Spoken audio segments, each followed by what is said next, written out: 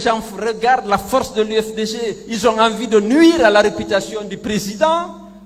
Mais je suis heureux aujourd'hui qu'on dise que ces dossiers sont transmis à la justice. Parce que... Non, parce que votre président ne se reproche rien. Nous avons... Mes collaborateurs sont là. Parfois on dit que le parti est dirigé par le ministre des Transports.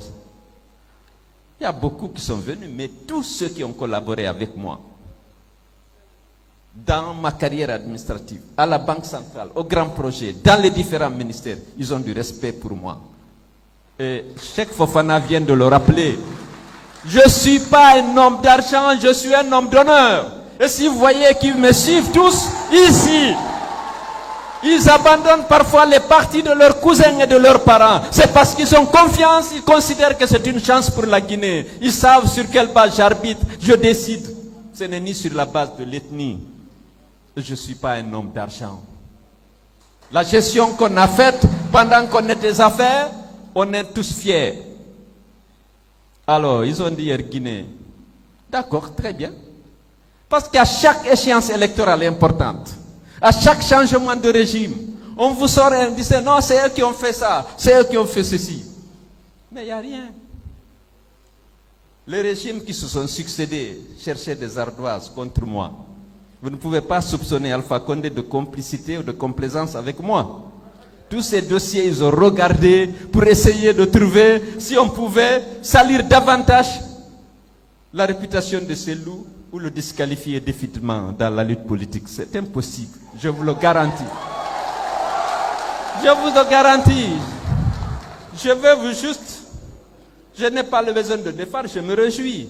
Parce que ça n'a pas... Les Guinéens aussi sont intelligents. S'ils ont continué à me faire confiance, à militer au sein du parti, à se battre, c'est parce qu'ils savent que je suis une chance pour la Guinée, que je veux instaurer la bonne gouvernance, développer le pays au profit de tous, mettre fin à la discrimination, garantir l'égalité des chances et des droits à tous les fils du pays, indépendamment de leur appartenance politique ou ethnique. C'est les Guinéens qui m'intéressent, c'est eux mes fiers. Je suis fier d'être Guinéen, je suis fier de la Guinée dans sa diversité ethnique, linguistique, et on ne peut pas juger un homme par sa langue ou par son ethnie, même par son parti politique, mais par ses actes, par son comportement, par son mérite.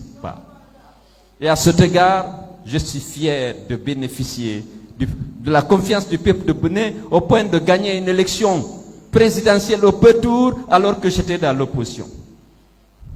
Donc, soyez tranquilles. Guinée, je vous raconte comment ça s'est passé.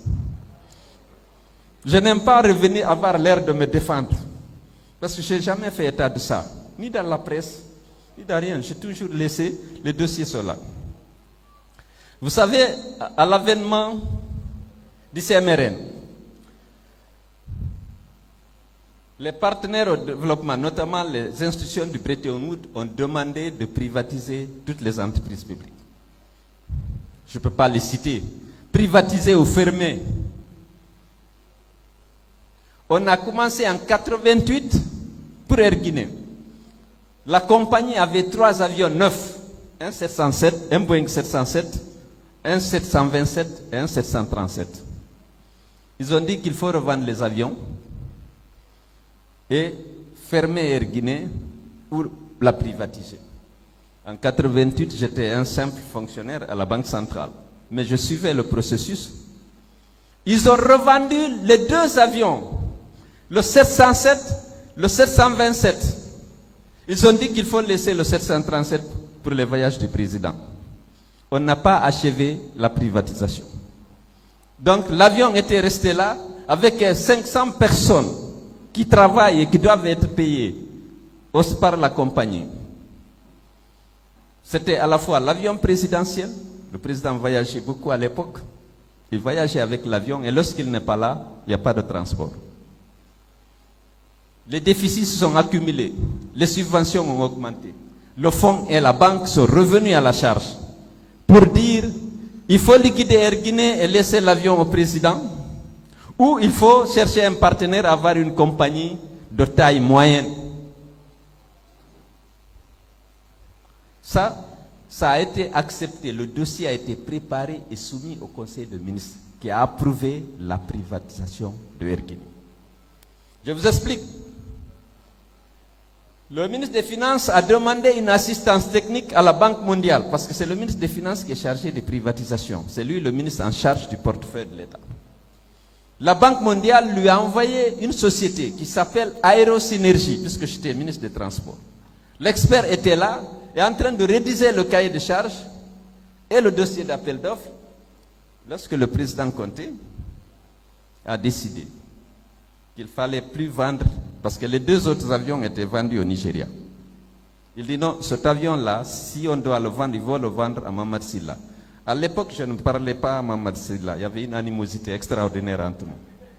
Je suis venu dire au président, le président m'a appelé. Vous êtes en train de vendre mon avion? J'ai dit oui, président, le conseil des ministres a décidé, la Banque mondiale a envoyé l'expert. Actuellement, il est en train de rédiger les charges, le cahier de charges. Il dit non, il faut arrêter. Est-ce que c'est la banque qui a acheté l'avion? Je dis non. Mais on a décidé au Conseil des ministres. Il dit donc, moi je suis pour la vente, mais vendez aux Guinéens. Parce que les 2 autres ont vendu. Je ne dis pas de lui donner, il faut lui vendre. J'ai dit, président, ce n'est pas moi qui suis chargé des privatisations. Il y a un ministère chargé des privatisations. C'est le ministère de l'économie et des finances, au sein duquel il y a une unité de privatisation, qui à l'époque dirigée par Ibrahima Kamara. Dès que je sors, je dis, Cheikh, tu risques d'avoir des problèmes avec la banque et le fonds. Parce que tu leur as demandé un expert, ils l'ont envoyé, il est en train de finir son travail. Le président veut remettre Erguiné Mamad Silla. Lève-toi, sinon il va le faire, tu auras un problème de crédibilité avec le fonds et la banque. Il a essayé. Le président était catégorique. C'est son avion de commandement, il ne faut pas oublier. L'avion a été maintenu là pour le... Il a décidé qu'il fallait vendre à Mamad Silla. À partir de là, c'est le rôle du ministre de l'économie et des finances.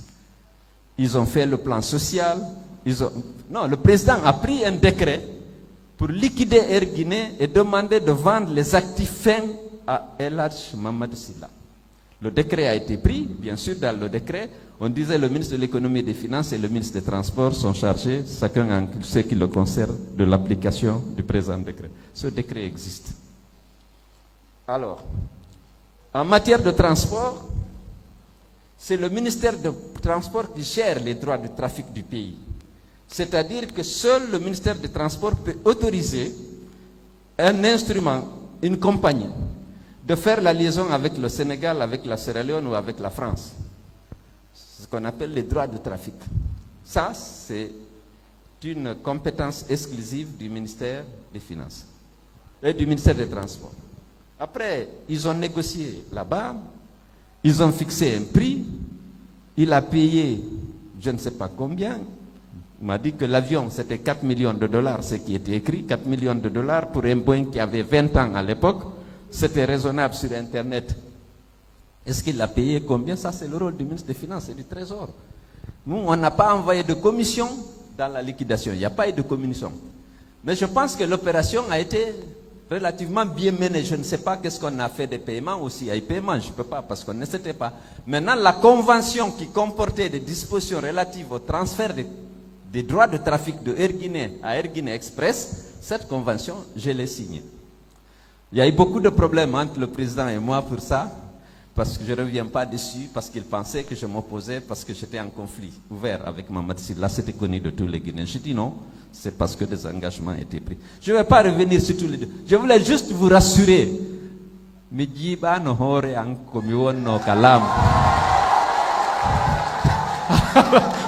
Je vais traduire ça.